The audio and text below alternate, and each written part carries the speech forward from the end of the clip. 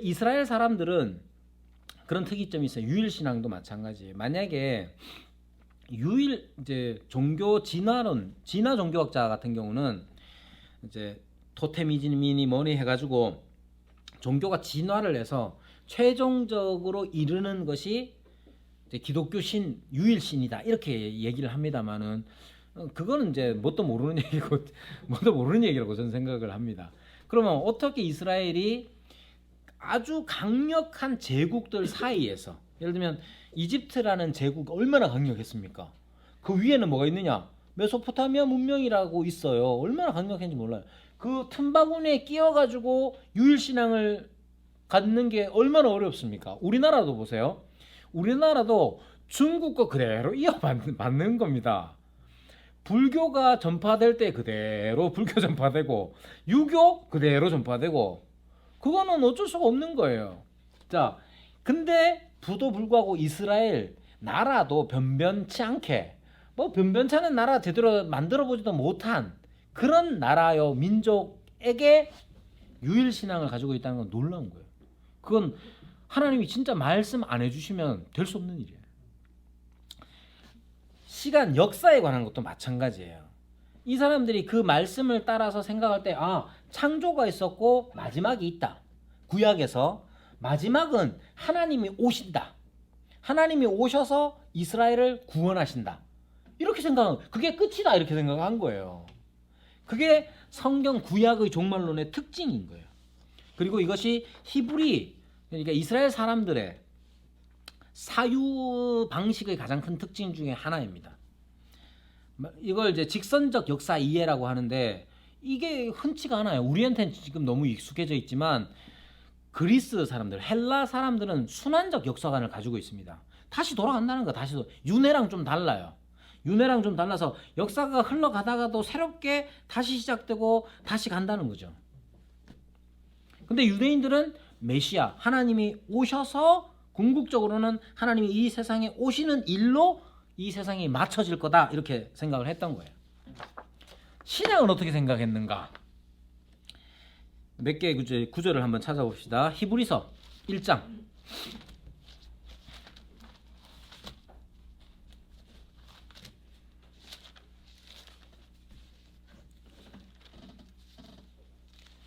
자, 히브리서 1장 1절 2절 보십시오. 옛적에 선지자들을 통하여 여러 부분과 여러 모양으로 우리 조상들에게 말씀하신 하나님이 그 다음 뭡니까? 이 모든 마지막에는 이렇게 돼 있죠. 이 모든 마지막에는 아들을 통하여 우리에게 말씀하셨다. 예. 여기 아들을 통하여라는 말이 나오죠. 아들을 통하여라는 말은 당연히 예수님을 통해 주신 말씀입니다. 근데 예수님은 기록을 남기시지 않았잖아요. 예수님이 직접 기록해 놓은 건 없습니다. 그럼 누가 기록했습니까? 사도들이. 그래서 사도들은 교회의 터다 이렇게 얘기합니다. 사도와 선지자들은. 그럼 사도들의 말이란 뭐냐? 예수님에 대하여 그들이 증언하였잖아요. 그래서 아들을 통하여 아들을 통하여라는 말씀이 바로 이겁니다. 근데 언제 그렇게 하느냐? 이 모든 마지막 날에, 즉 예수님을 통해서 우리에게 계시를 주셨을 때, 사도들이 활동했을 때 이 모든 시기가 마지막 때라는 거예요. 즉 종말이라는 거죠. 따라서 예수님의 탄생부터 시작해서 예수님의 모든 생애와 사역 자체가 종말론적입니다. 예수님이 오심부터가 다 종말론적이에요. 그때부터 우리는 종말 한가운데 있는 겁니다. 따라서 종말은 상당히 긴 기간이 된 거예요. 이게 신약의 종말론, 종말 이해입니다. 즉 예수님의 초림부터 재림하실 때까지의 긴 기간이 바로 종말이에요. 언제 종말입니까? 여러분들 그러니까 항상 서쪽 하늘이 막 엄청 붉어지고 이러면 아이고 주님 오시겠네. 언제나 서쪽 하늘은 붉을 때가 많았습니다. 그러니까 언제나 우리는 그래서 좋은 거예요. 주님이 곧 오시겠구나. 늘 그렇게 사는 거예요. 예? 그렇죠. 그러니까 석양을 붉은 노을을 볼 때마다 이문세 노래만 부르지 말고 미혹되지 않도록 늘 다짐하면서 그렇게 살아가야 되는 겁니다. 자, 사도행전 2장 볼게요. 사도행전 2장에 보면 이제 베드로의 복음 선포가 나옵니다. 자, 2장 16절부터 보면 이는 곧 선지자 요엘을 통하여 말씀하신 것이다 이렇게 얘기해요. 자, 요엘은 구약 시대의 선지자죠. 요엘이 한 일은 뭐예요? 너무 어렵지 않은 질문인데 요엘은 선지자로서 뭐 했겠습니까? 하나님의 말씀을 대언하죠. 하나님의 말씀을 대언해요. 자, 요엘을 통하여 말씀하신 것인데 하나님이 말씀하시기를 말세에 내가 내 영을 모든 육체에 부어주르니 너희의 자녀들은 예언할 것이요 너희 젊은이들은 환상을 보고 너희 늙은이들은 꿈을 꾸리라. 언제? 말세에. 말세는 언제입니까? 말세는 언제입니까? 지금이에요, 지금. 지금. 즉, 요 말을, 즉, 예수님이 오셨을 그때부터가 말세예요. 그리고 그 말세의 특징이 뭐라고 그럽니까? 너희 자녀들은 예언할 것이요, 청년들은 꿈을 꾸고, 청년들은 환상을 보고, 늙은이는 꿈을 꾸리라. 자주 이제 말세 때 되면 이제 아들 꿈꾸고 늙은이들 꿈꾸고 환상 보고 그래가지고 예를 들면 다미선교회 알죠? 1992년인가 10월 31일인가 그때 이제 주님이 재림하신다고 막 그랬습니다. 그때 어떤 그 증거로 뭐가 나타나느냐? 조만한 애가 환상을 봐요. 그래가지고 막 나와가지고 조만한 애가 환상 본 얘기 막 소위 말하는 간증하고 이랬습니다. 그러니 어이구야 말세에 그러면서 내용을 자녀들은 예언할 것이다. 그래가지고 많은 사람들이 넘어갔어요. 자, 보십시오. 예언이란 뭡니까?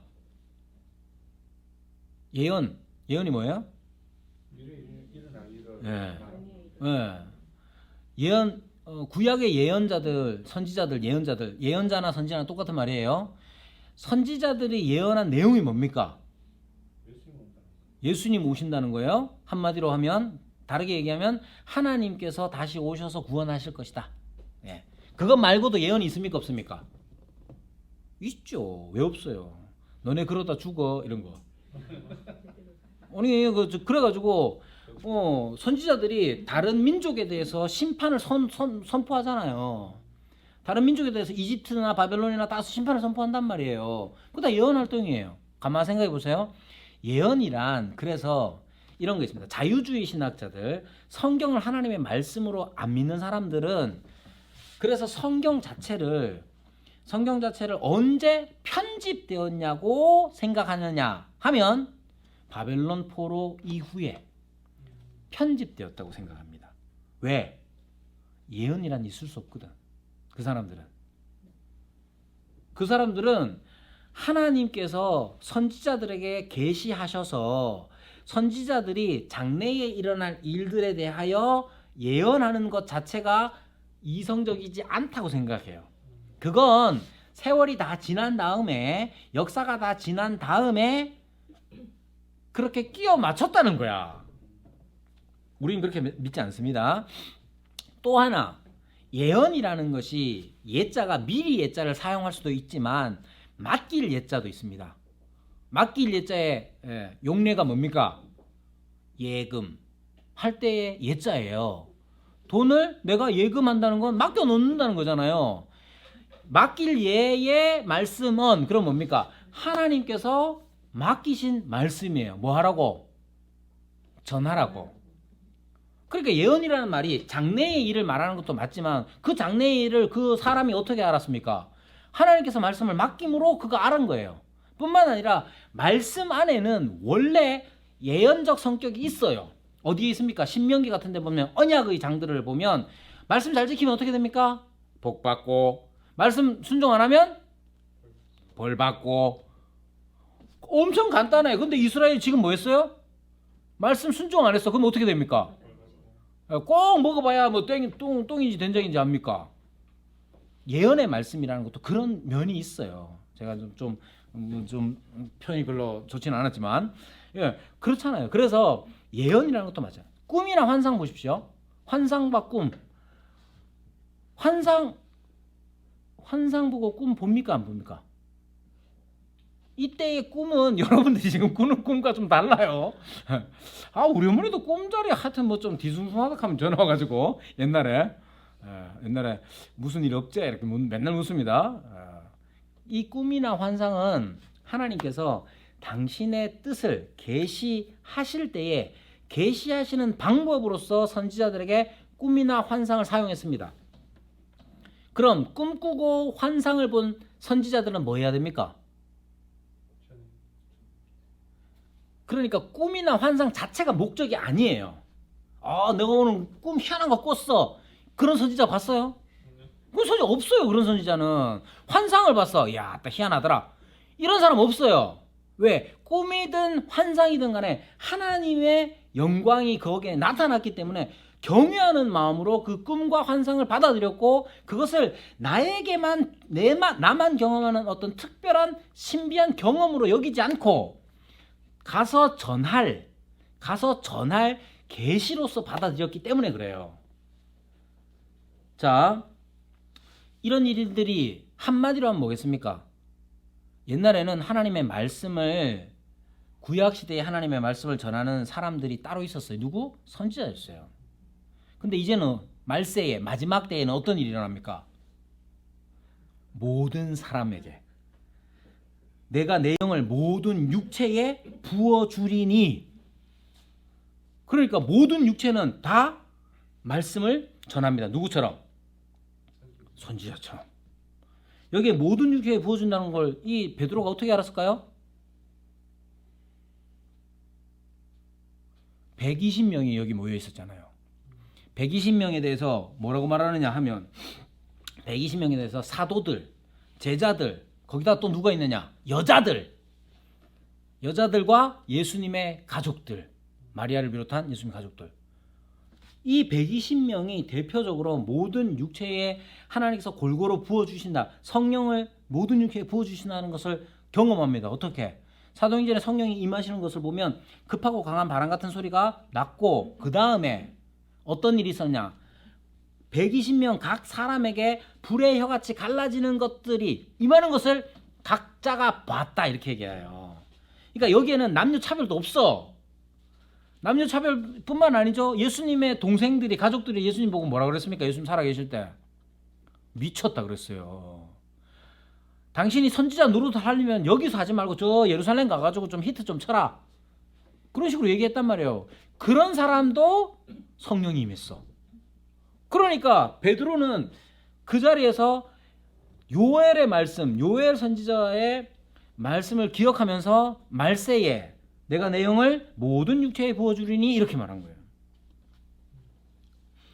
자, 그래서 또 하나 특징적인 게 이거죠. 그러니까 이 마지막 때에는 모든 사람들이 다 선지자 역할을 한다는 거예요. 요엘서 2장 28절을 인용한 건데 요엘서 2장 28절에는 뭐라고 돼 있느냐 하면 그 후에 이렇게 얘기합니다. 그 후에. 근데 베드로는 뭐라고 그럽니까? 언제 이 영이 모든 육체에 부어진다고 합니까? 말세에. 그 말세에를 요엘은 그 후에 이렇게 얘기한단 말이에요. 근데 그 후에를 베드로는 말세에 이미 베드로는 알고 있었던 거예요.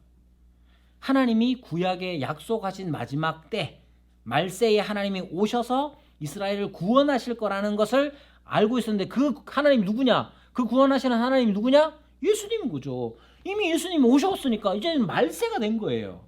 그리고 이 말세에 하나님의 영을 모든 육체에 부어준대. 그걸 경험했어요? 경험했지. 오순절에. 그러니까 다음 데이 나와서 지금 말하는 거예요. 이건 하나님의 때가 이루어진 것이다.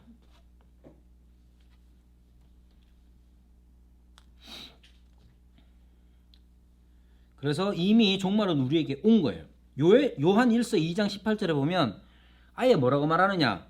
지금은 마지막 때라. 요한 1서 2장 18절에 지금은 마지막 때라 이렇게 말합니다. 요한이 서신을 쓰고 있는 그때가 이미 마지막 때래요. 그럼 지금은 뭐겠어요? 마지막 때라. 언제까지 마지막 때입니까? 주님 오실 때까지 마지막 때예요. 지금은 마지막 때라고 말합니다. 근데 앞서 마태복음 24장에 말했죠. 아직 끝은 아니니라. 종말은 왔지만 아직 끝이 아니라는 거예요. 그래서 하나님 나라 얘기할 때 종종 아주 쉬운 영어 단어 already, not yet. 이미 임하신 하나님의 나라, not yet. 아직 임하지 않은 하나님 나라. 그 사이를 우리가 살아가는데 그 사이를 종말의 때다라고 말하는 겁니다. 그래서 우리는 무엇이 필요하느냐 하면 신약이 가르치는 바대로 하면 우리는 지금 이미 종말 안에 들어와 살고 있다는 의식을 가져야 됩니다. 그러나 그것은 끝이 아니라는 의식을 분명히 해야 하는 것이죠. 그럼 이 종말의 때를 살아간다는 의미가 뭐냐? 여러분 종말의 때를 산다는 게 뭐냐? 자꾸만 어떤 생각을 하느냐 하면 우리가 마지막 때를 살아가고 있어. 그러면 그 다음 뭐냐? 아주 쉽게 이제 곧 예수님 오시고 나는 천국 가. 그렇게 생각해요. 그건 세대주의적인 종말론의 영향 때문에 그래요. 이 세상은 가치가 없고 이 세상은 고난뿐이니까 빨리 죽고 막 천국 가자 막 이런 의미인 거예요, 거의. 그러나 우리가 이런 종말론, 초림과 재림 사이 전체 기간을 종말로 마지막 때로 알고 그 사이를 살아가는 사람이라면 어떻게 되냐? 아까 강조한 게 뭐냐 하면 견디는 거, 미혹되지 않는 거, 그거 혼자서 할 수 있습니까? 함께 하는 거예요. 그러니까 종말을 살아가는 종말 의식으로, 종말의 믿음으로 살아가는 삶의 방식은 뭐냐? 나만 끝까지 잘 견디자. 여러분 장담컨대 혼자 잘 믿는 사람 없습니다. 여러분들 경험해 봤죠? 교회에 무슨 문제가 있어. 그럼 신앙이 좋은 사람들이 어떻게 말하느냐? 그런 거 저런 거 보지 말고 오직 하나님만 보고 살아. 혼자서 믿음 잘 지키는 것처럼 보여요. 그런 사람 곧 없어집니다. 교회 그만둬요. 혼자서 견딜 수 있는 게 아니에요. 우리가 종말을 살아간다는 건 나 혼자 종말을 주님 오실 때까지 잘하자. 여러분 혼자서 잘한 사람 없습니다. 그래서 교회적인 종말론적 공동체가 필요한 거예요. 우리가 다 함께 종말을 살아가는 사람들이 지금 이 종말이라는 말이 주는 이 어려움들 혹은 위험들 속에서 함께 의지하며 살아갈 공동체가 필요한 거예요. 왜냐하면 우리는 그냥 사람들만 있는 게 아니라 적그리스도가 있기 때문에 그런 거죠. 종말의 마지막 특징은 적그리스도입니다. 적그리스도는 언제 나타납니까? 적그리스도는 언제 나타납니까? 적그리스도는 종말의 때에 나타납니다. 종말의 때는 언제입니까? 지금이죠. 언제나 적그리스도 누가 얘기합니까? 사도 요한이 얘기해요. 사도 요한이 언제적 사람입니까? 2000년 전 사람이에요. 그때부터 적그리스도라. 근데 마지막이 되면 될수록 그것이 당연히 적그리스도의 활동이라는 게 등장하게 되어 있습니다. 그러니까 우리가 신앙, 종말론적인 삶을 살아갈 때에 첫 번째, 나 혼자서 살아갈 수 있다고 생각하지 말아야 돼요. 두 번째, 함께 종말론적 공동체, 교회로서 지내야 됩니다. 교회로서 지낼 때조차도 생각해야 되는 건 뭐냐? 우리의 대적이 있어요. 우리의 대적이 언제 나타나냐? 언제든지. 그래서 미혹. 적그리스도의 역할이 뭡니까? 미혹하는 거예요. 자, 신약에서 말하는 그냥 구약의 종말론과 신약의 종말론. 구약의 종말론 뭐 반복적으로 말씀드리지만 마지막 때에 하나님이 오셔서 구원하실 것이다. 신약의 종말론은 그 마지막 때에 하나님이 오셨다. 누구? 예수님이다. 근데 다시 오시겠다고 했으니 우리는 예수님이 오셨던 그때부터 종말이 시작되어서 계속 종말을 살아가고 있는 거예요. 마지막 때를. 언제 끝이 나느냐? 재림으로 끝이 난다. 여기에 이제 재림에 관련해서 이제 나타나는 게 뭐냐? 천년왕국이에요. 이제 요한계시록을 지금 여러분들이 이제 공부하고 있잖아요. 요한계시록을 공부하는데 이제 요한계시록에 천년왕국이 등장합니다. 우선 천년왕국 봅시다. 요한계시록 20장. 아직 20장까지 진도 안 나갔죠? 요한계시록? 네, 다행입니다.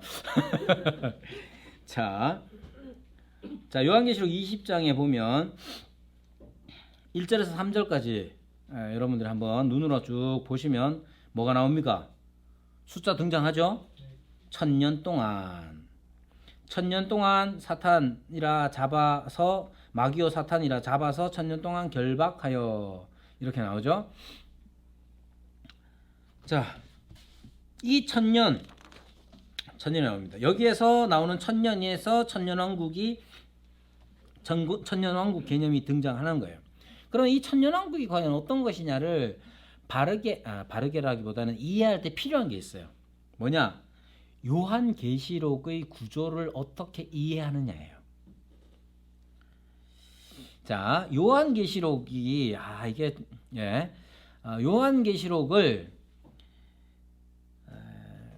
요한계시록의 구조를 문자적으로 보느냐 아니면 영적으로 보느냐에 따라서 좀 달라집니다.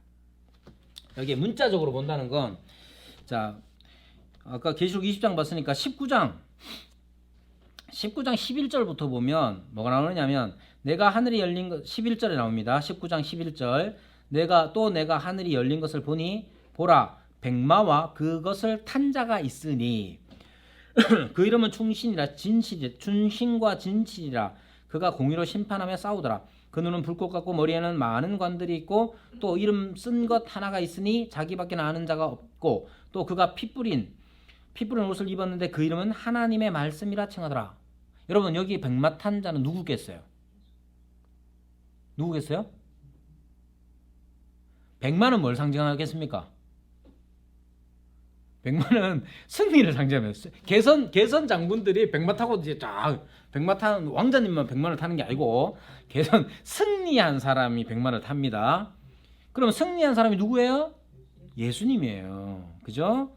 그러니까 예수님께서 오실 때에 많은 관들이 있죠.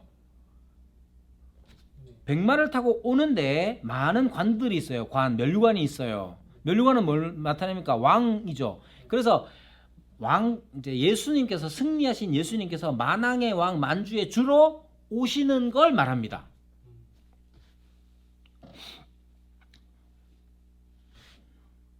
자, 그리고 나서 그러면 이 19장 11절부터 나오는 게 뭘 의미하겠어요? 예수님이 승리하신 그리스도로 이 땅에 오시는 걸 말하죠. 재림을 뜻합니다. 19장에 이것은 예수님의 재림을 나타내는 거예요. 11절부터 예수님의 재림을 나타내요. 그래서 19장에 이 예수님의 재림을 묘사하고 있고 20장에는 천년왕국이 묘사되고 있죠. 자, 예수님의 재림이 있고 난 다음에 뭐가 있습니까? 천년왕국이 있어요. 천년왕국이 있단 말이에요. 천년왕국 전에 재림이 있는 거예요. 그래서 이걸 뭐라 그러냐? 전천년설이라고 합니다. 왜 전자가 들어가느냐? 천년왕국 전에 재림이 있기 때문이에요. 천년왕국 뒤에 재림이 있으면 뭐라고 그러겠어요? 후천년설이라고 그래요. 자, 그럼 보십시오. 21장에는 뭐가 나오겠어요? 새하늘과 새 땅 나오죠? 뒤로 넘기면 뭐가 나오느냐? 흰 보좌 심판에 대해서 말합니다. 최후 심판에 대해서 말해요. 자, 여기에 세 가지, 19장, 20장, 21장. 19장 재림, 20장 천년왕국, 21장 최후 심판. 요렇게 문자 그대로, 기록된 그대로, 순서대로, 순차적으로 이루어지는 일이라고 요한계시록을 이해하면 천년왕국은 전천년설. 그래서 앞에다가 역사적 전천년설이라고 붙이는 거예요.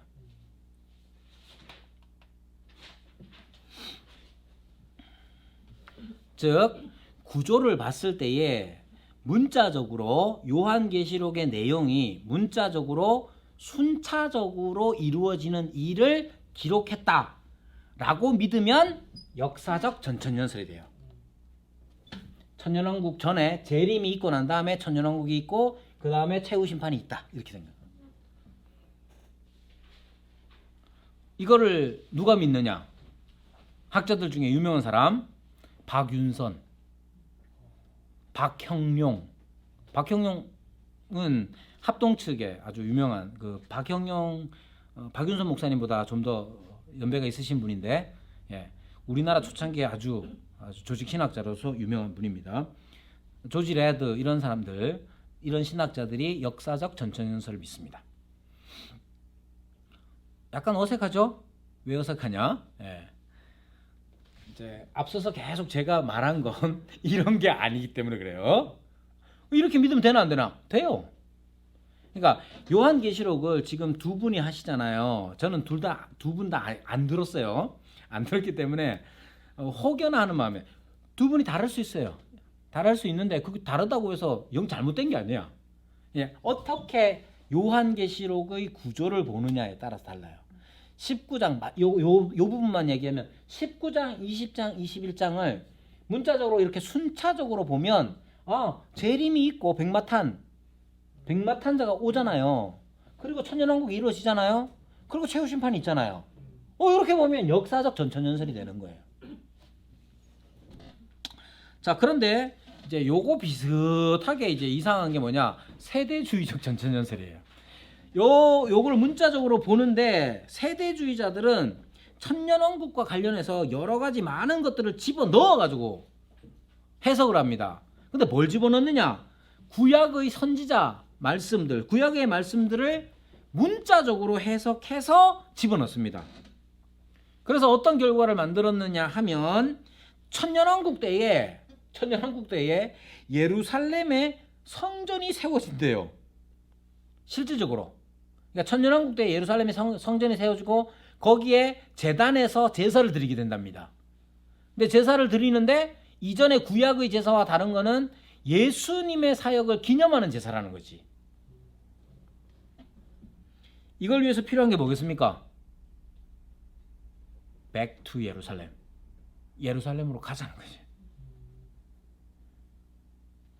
그래서 말하는데 이 세대주의 전천년설을 주장하는 사람들이 뭐 인터코페 체바울 뭐 이런 분만 하는 게 아니라 이미 이전부터 계속 있었어요. 차용해 온 것뿐이에요. 성경에는 천년왕국 시기에 예루살렘 성전이 세워질 거라는 말이 없습니다.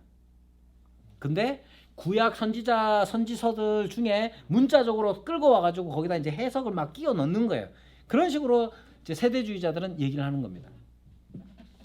그러니까 백투 예루살렘 이런 것들, 예, 우리 신앙에 별 도움이 안 됩니다. 그럼 이제 이때까지 제가 말씀드렸던 건 뭐냐? 무천년설이에요. 무천년설은 어떻게 이해하느냐면 계시록을 읽어보면 여러분들 뭐 특징이 뭡니까?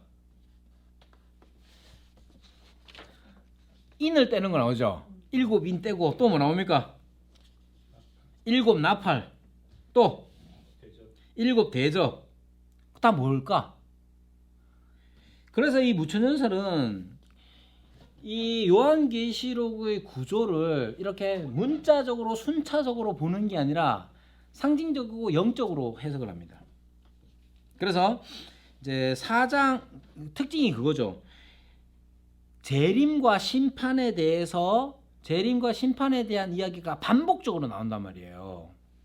4장 5장에는 천상교회의 이야기를 합니다. 그러고 나서 예수님의 초림에서 재림 때까지 여러 번 반복, 예수님의 초림과 초림에서 재림까지를 여러 번 반복해서 말하고 있어요. 이걸 점진적 병행법이라고 말합니다. 점진적 병행법. 계속 반복적으로 나오는 거고, 6장 7장에 보면 7인을 떼는 거 나오죠. 7인을 떼는 거 메시지가 뭐겠어요? 고난받는 교회, 그리고 그리스도께서 마지막에 오셔서 심판하시는 거예요. 8장에서 11장에는 나팔, 7 나팔 부는 게 나옵니다. 7 나팔 불 때 그 내용이 뭐냐? 교회의 환난과 하나님의 보호, 그리고 최종적 승리, 그리스도의 승리를 말하고 있는 거예요. 다시 또 반복적이에요. 12장에서 14장은 그리스도의 탄생부터 이제 두 짐승 등장하면서 이 두 짐승은 사탄의 조력자들이죠. 사탄의 조력자들이 뭐합니까? 교회를 어렵게 만드는 거예요. 교회의 고난과 또다시 그리스도의 승리에 대해서 12장에서 14장에 또 말합니다. 15에서 16장은 일곱 대접 같습니다. 고난과 그리스도의 승리를 또 말합니다. 17장에서 19장 세상의 최종적인 종국적인 심판에 대해서 강조하면서 말하고 있죠. 그러고 나서 20장에 가면 천년왕국에 대해서 말하는 것이죠. 그러니까 20장에 가면 이제 그리스도의 사건을 천상적인 의미로 말하는 겁니다. 그리고 이 환난의 어려운 시기를 말하고 그 후에 심판과 영원한 지복의 새하늘과 새 땅을 말하는 것으로 이해되는 거예요. 그러니까 이제 무천연서는 그렇게 이해를 하는 겁니다. 21장에 가면 그래서 이제 최후 심판이 나오는 겁니다. 그래서 역사적 전천연설은 19, 20, 21 요것만 보더라도 요걸 그냥 순차적으로 차례대로 그냥 문자적으로 이해하는 거예요. 자, 무천연설은 이런 패턴이 교회의 고난과 그리스도의 승리가 계속해서 반복적으로 나타나고 있다. 그러므로 이걸 문자적으로 이해하는 게 아니라 영적으로, 상징적으로, 점진적 병행법으로 이해를 해서 이 기간이 어떤 일정한 기간, 재림 이후의 일정한 기간이거나 아니면 재림 이전의 어떤 일정한 천년이라는 숫자의 천년이라는 일정한 기간이 아니라 아예 초림에서부터 시작해서 재림 때까지 전체를 천년 왕국, 천년이라는 상징적인 숫자로 표현한 것이다. 그렇게 생각합니다. 천년왕국은 무천년설은 누가 얘기하느냐? 어거스틴 뭐 이런 사람들. 특징이 있습니다. 역사적 전천년설을 믿는 사람들은 그 시대에 많은 어려움을 겪는 사람들, 박형룡, 박윤선 이런 분들 얼마나 힘든 시기를 보냈습니까? 일제 시대를 통과했는데 그런 분들은 이제 주님이 빨리 오셔서 그걸 많이 기대해요. 그래서 특징이 그렇습니다. 근데 이제 어거스틴이나 이런 분들은 로마의 멸망 자체를 보진 않았죠. 그리고 뭐 그냥 굳이 특징을 말하자면 그런 거예요. 꼭 그렇다는 게 아니라. 그래서 무천년설은 대표적으로 이제 어거스틴 같은 경우가 무천년설을 가르치고 아우구스티누스의 이 무천년설에 대한 해석이 중세 때 굉장히 많이 역할을 했던 겁니다. 후천년설은 조나단 에드워즈나 이런 사람들인데 이런 사람들의 특징은 뭐냐면 자기 시대에 교회가 잘 나갈 때 조나단 에드워즈 같은 경우는 막 영적 대부흥 이래가지고 쫙 펼쳐지고 있잖아요.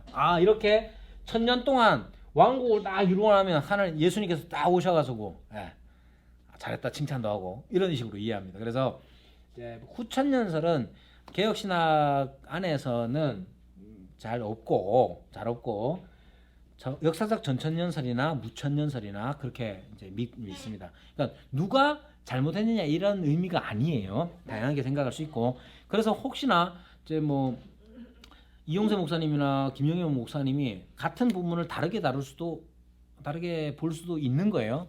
혹여나지 오해하지는 마시고 그렇습니다. 21장에는 최후 심판에 대해서 말합니다. 자, 최후 심판 20장부터 보면은 20장부터 11절 12절에 보면 내가 크고 흰 보좌와 그 위에 앉으신 이를 보니 라고 말하면서 크고 흰 보좌에 대해서 말하죠.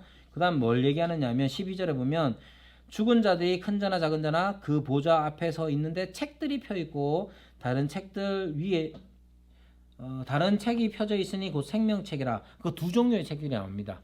하나는 생명책으로 단수로 언급되고 있고 하나는 복수로 책들로 나옵니다. 어떤 차이가 있느냐? 생명책에 기록된 사람들은 다 구원을 받습니다. 그 사람들을 위해서 예수님이 피 흘리시고 했기 때문에 그렇습니다. 복수의 책들은 뭘 나타내느냐면 각 사람이 이 땅에서 산 삶의 내용이 기록되어 있는 거죠. 실제로 이제 책이 있느냐 없느냐, 하나님은 사실 이제 책이 필요 없잖아요. 이것은 우리를 위한 표현인데, 우리의 행동들, 이 종말의 시대를 살아가는 우리가, 우리의 삶의 방식들이 주님 앞에 다 기록되어 있다 하는 점을 나타내고 있습니다. 그리고 이 20장 14절에는 불못에 대해서 말합니다. 불못은 뭡니까? 종국적으로 최종적인 지옥을 표현하는 요한계시록의 표현이죠. 네. 이렇게 하나님의 심판에 대해서도 말하는 거예요. 그래서 새하늘과 새 땅이 이루어지기 전까지 이렇게 최종적인 최후의 심판까지를 다루고 있는 겁니다. 자, 여러분 뭐 이렇게 해서 종말론을 끝을 내는데, 우리가 이제 생각하실 때 항상 종말이 앞으로 다가올 어떤 날, 그날은 옵니다. 주님 재림하시는 날 오지. 오면 이 세상은 새로워질 거고 새하늘과 새 땅 우리에게 임하게 되겠죠. 그렇지만 자꾸만 세대주의자처럼 어떤 날에 집착하거나 어떤 징조에 집착하면 다미성교의 꼴이 나는 겁니다. 그래서 초림부터 재림까지가 다 종말의 때라고 신약이 계속 가르쳐요. 히브리서도 그렇고 사도행전도 그렇고 요한일서도 그렇고 계속 가르치니까, 이 땅을 살아갈 때 우리가 미혹됨이 없이, 또 우리가 개인적으로 미혹됨이 없으려면, 미혹을 받지 않으려면 함께 그리스도 안에서 함께 사랑을 나누는, 진리 안에서 사랑을 나누는 공동체 안에 머물러 있는 게 중요합니다. 그래서 초대교회 교부는 뭐라고 말했느냐 하면, 교회밖에는 구원이 없다 이렇게 얘기했어요. 그러니까 자꾸 뭐 가나안 성도 뭐 이런 거 말 쓸 필요가 없어요. 가나안 성도는 뭐 그분들을 욕하자는 게 아니고, 그분들은 오죽 답답했으면 그래 교회를 안 오겠습니까? 그러니까 더 빚진 마음으로 우리가 함께 서로 사랑을 나누며 종말론적인 공동체, 하나님의 나라를 드러내는 그러한 종말론적인 종말 신앙을 가지고 사는 저와 여러분이 되길 바랍니다. 우리 기도하겠습니다. 하나님 감사합니다. 주님께서 은혜를 베푸시고 함께 하셔서 감사드립니다. 기도하옵나니 우리로 하여금 주께서 오시는 날을 기다리게 하여 주시되, 이 세상에서 난리의 소문이 가득한 이 세상에서, 또 환난 가운데서 미혹되지 않도록 주님 붙잡아 주시고, 주의 사랑을 나누는 귀한 공동체 속에서 천국 복음을 마음껏 누리며 전파하는 그러한 신앙, 종말의 신앙을 갖고 살게 하여 주시옵소서. 예수님의 이름으로 기도드리옵나이다. 아멘.